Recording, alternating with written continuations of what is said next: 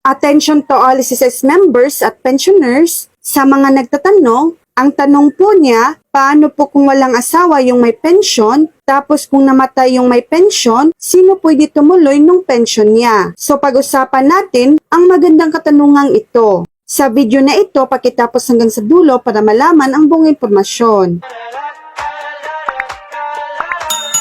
Kung walang asawa ang pensioner at namatay siya, ang mga sumusunod ang pwedeng tumuloy sa pensyon niya. Depende sa sitwasyon. Una, legitimate children or anak sa kasal. Kung mayroon siyang legitimate children, wala pang 18 years old o disabled, sila ang maghahati sa monthly pension. Pangalawa, illegitimate children or anak sa labas. Kung walang legitimate children, ang illegitimate children ay pwedeng tumanggap ng pensyon. Basta sila ay minor de edad o disabled. Pangatlo, dependent parents. Kung walang anak ang kanyang dependent parents, ay pwedeng tumanggap ng pensyon. Paano naman kung walang nabanggit sa mga sinasabi? Kung walang asawa, anak o dependent parents, ang pensyon ay hindi maitutuloy. Sa halip, ang makukuha na lang ay ang burial benefit. Mahalagang tandaan, una, kailangan patunayan ang relasyon sa namatay, tulad ng birth certificate,